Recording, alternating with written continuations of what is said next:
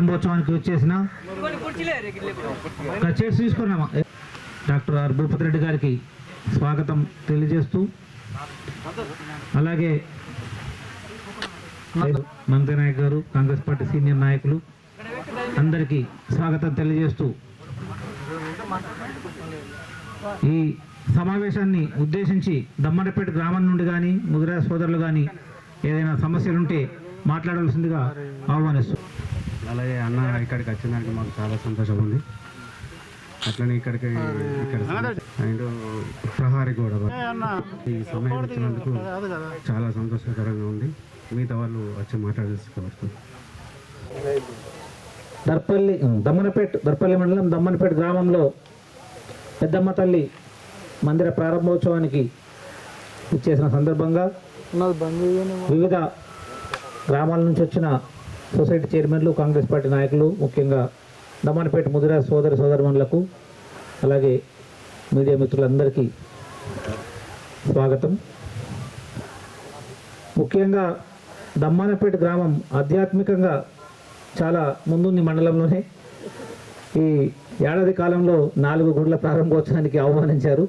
చాలా సంతోషం. మీ గ్రామానికి ప్రత్యేక ధన్యవాదాలు. ముఖ్యంగా దమ్మనపేట గ్రామానికి మనం చాలా అభివృద్ధి పనులను చేశాం ఎమ్మెల్యే గారి సహాయంతో. ముఖ్యంగా సీసీ రోడ్లు అయితే ఆ రోజు రామాలయం వద్ద ప్రారంభోత్సవానికి ఎమ్మెల్యే గారిని ఆహ్వానించి మాకు రోడ్డు ఇబ్బంది ఉంది సార్ అంటే అప్పుడే పని చాలు చేసుకోమని చెప్పి దాదాపు 15 రోజుల్లో అంత పెద్ద రోడ్డును ఇచ్చినందుకు మరి దమ్మనపేట గ్రామ ప్రజల తరఫున, మన కాంగ్రెస్ పార్టీ తరఫున ఎమ్మెల్యే గారికి ప్రత్యేక ధన్యవాదాలు తెలియజేస్తున్నాం. అభివృద్ధిలో మీరు చాలా దర్పల్లి మండలానికి కానీ మండలంలో అన్ని గ్రామాలకు కానీ చాలా అభివృద్ధి పనుల్ని మంజూరు చేశారు సార్, ధన్యవాదాలు. వాళ్ళు ముదిరాజ్ సోదరులు అడిగినట్టు కాంపౌండ్ కానీ సీసీ రోడ్ కానీ మంజూరు చేస్తారని చెప్పి ఆశిస్తూ సమావేశాన్ని ఉద్దేశించి మాట్లాడాల్సిందిగా మన ఎమ్మెల్యే గారిని ఆహ్వానిస్తాం. ఈరోజు దర్పల్లి మండలంలోని దమ్మనపేట గ్రామంలో మరి ముద్దు బిడ్డలకు సంబంధించినటువంటి పెద్దమ్మ తల్లి దేవస్థానం మీరు ఒక 10 లక్షల రూపాయలు కాంట్రిబ్యూషన్ పెట్టిండ్రు. గవర్నమెంట్ నుండి ఒక 50 లక్షలు, మొత్తం 60 లక్షల రూపాయలు పెట్టి ఈ గుడిని నిర్మించుకున్నారు.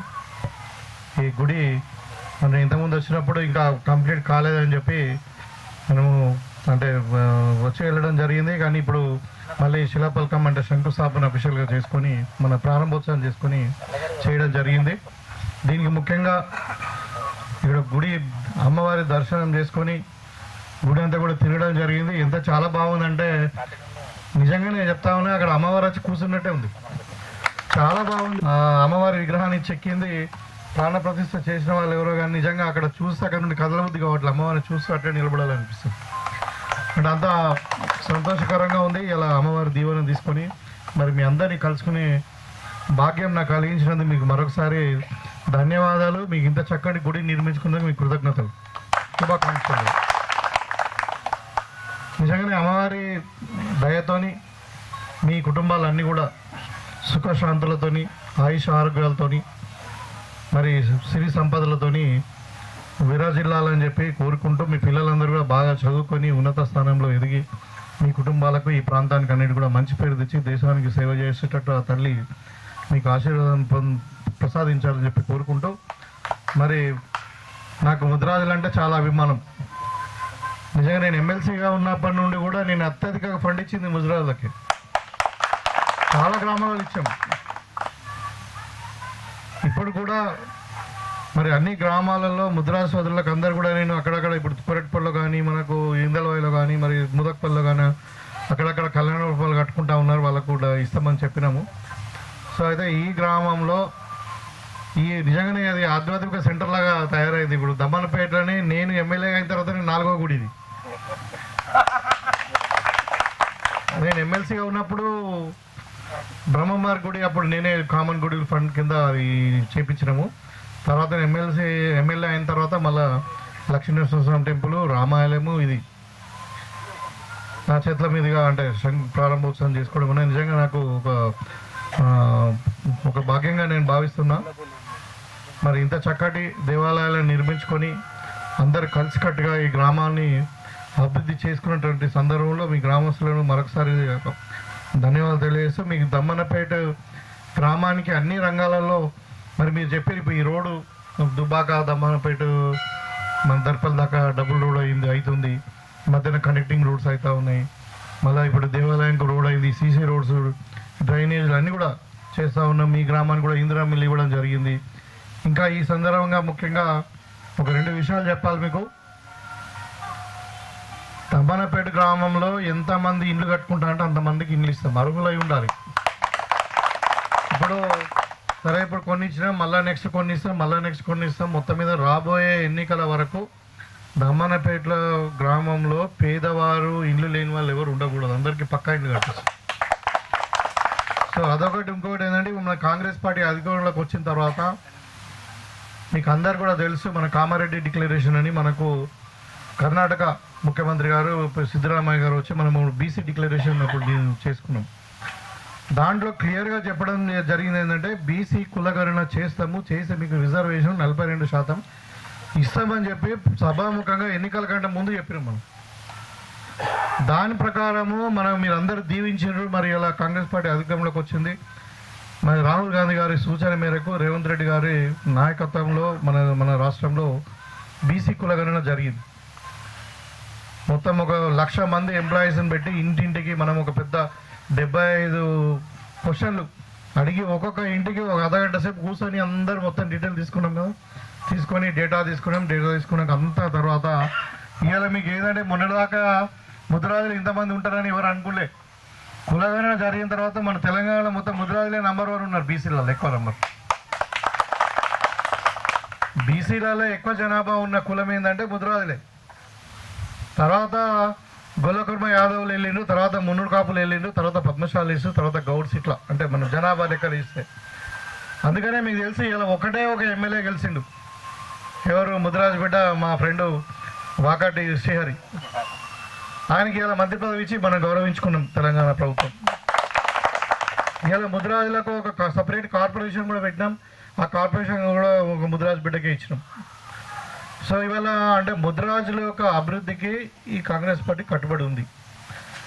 ఇవాళ నేను ఆ రోజు మీకు అందరు కూడా తెలుసు, నేను మన దగ్గర బీసీ కమిషన్ వచ్చింది. ఈ బీసీ కులగణనప్పుడు కూడా మరి బీసీల యొక్క స్థితిగతులు ఏంటిది, వాళ్ళు ఎంతవరకు చదువుకున్నారు, వాళ్ళ ఆస్తిపాస్తులు ఏంది, వాళ్ళ వ్యవసాయం ఏంది, వాళ్ళ సామాజిక కోణం అంతా కూడా మొత్తం ఒక అంటే ఏమంటారు ఇంటిగ్రేటెడ్గా అంటే సమగ్ర సర్వే జరిగినప్పుడు ఇక్కడ బీసీ కమిషన్ వచ్చింది మనకు. నిజామాబాద్కి వచ్చినప్పుడు నేను ఒకటే ఒక పర్సన్ని ముద్రాజులను డి గ్రూప్ నుండి ఏ గ్రూప్లో కలపాలని చెప్పి నేను రిప్రజెంటేషన్ ఇచ్చాను. అంటే రిజర్వేషన్ డి గ్రూప్ నుండి ఏ గ్రూప్లో కలపాలి వీళ్ళను ముద్రాజులకు అని చెప్పడం జరిగింది. ముద్రాజుల తరఫున నేను ఒక లెటర్ ఇచ్చిన ఆ సంఘానికి. అట్లా ఆ రోజు సార్ అది కూడా ఇప్పుడు కాంగ్రెస్ పార్టీ పరిశీలనలో ఉంది. తప్పకుండా ఇంకా మీకు కొన్ని ఇంకా ఉన్నాయి. ఇవి కూడా ఏది ఇంకా ఇప్పుడు ఈ ఫిషరీ దాంట్లో కూడా మెంబర్షిప్ అప్పుడు ఇచ్చారు. మళ్ళీ తర్వాత వాళ్ళు కోర్టుకు పోయింది. ఇప్పుడు కోర్టులో మళ్ళీ మొన్న కొన్ని డైరెక్షన్స్ ఇచ్చారు, అది కూడా క్లియర్గా లేదు. మళ్ళీ కూడా వాళ్ళు ఇంప్లీడ్ అయ్యేటట్టున్నారు. ఆ కోర్టు డైరెక్షన్లో కూడా నేను నిన్ననే చూసిన అంటే ఏముందంటే వీళ్ళని కూడా ఏమంటారు ఇప్పుడు ఈ మత్స్యకారులుగా గుర్తించాలనేది దాంట్లో కోర్టులో డైరెక్షన్ ఇచ్చింది. గంగపుత్రులతో పాటు ఇంకా ఒక 5-6 కులాలని ముదిరాజులు ముదిరి ఏదో ఉంది అట్లా తెనుగు ఈ 4-5 కులాలు అందరినీ కూడా ఈ గంగపుత్ర సంఘం అంటే గంగపుత్రులాగానే అంటే మత్స్యకారులాగా గుర్తించాలని కోర్టులో డైరెక్షన్ ఇచ్చింది. కానీ ఇంకా క్లారిటీ లేదు. అది వచ్చిన తర్వాత గవర్నమెంట్ కూడా తప్పకుండా పాజిటివ్గా డిసిషన్ తీసుకుంటారని నేను అనుకుంటా ఉన్నాను. మొత్తం ముద్రాజులకు ప్రత్యేకమైన గుర్తింపు ఇచ్చిన మీ వల్ల కాంగ్రెస్ పార్టీ మరి మీ అభివృద్ధికి అన్ని విధాలు మేము కట్టుబడి ఉన్నాం. తప్పకుండా ఈ టెంపుల్ కూడా మరి కాంపౌండ్ వాల్ అంటే చాలా పెద్దగా ఉంది, 3 ఎకరాలు ఉన్నది. కానీ అదే అంటే 5 ఎకరాలు ఉన్నది. మరి ఈ రోడ్డు అక్కడ నుండి గుడి దాకా రోడ్ అంటే తప్పకుండా నేను రోడ్ అయితే వేపిస్తా. సో మీరు అంటే కాంపౌండ్ వాల్ అంటే ఫెన్సింగ్ మీసింగ్ పెట్టుకోవచ్చు. కానీ అదే గుడి తిరుగులో కావాలంటారా? సరే అది కూడా చూద్దాం. అది ఏదున్నా అంటే మేము మీ మనిషిని అర్థమైందా, మీరు మమ్మల్ని ఇదే ఆశీర్వాదం ఇదే ప్రేమ అభిమానం మా మీద ఉంచండి. తప్పకుండా మీకు అన్ని విధాలుగా మేము కూడా 24 గంటలు మీకు అందుబాటులో ఉంటాం. మేము ఒక బిడ్డగా మేము కూడా అన్నింటిలో మీకు కష్ట సుఖాల్లో పాల్పంచుకుంటాం. తప్పకుండా ఈ గుడి అభివృద్ధిలో మేము కూడా అండగా ఉంటామని చెప్పి తెలియజేస్తూ మీకు అందరికీ మరొకసారి శుభాకాంక్షలు. నమస్కారం. చిన్నలు పెద్దలు అందరికీ నమస్కారం. నాకు అంతేం రాదు, నేనేం చదువుకోలేను, ఓన్లీ అంగోటు మనం కొట్టేది.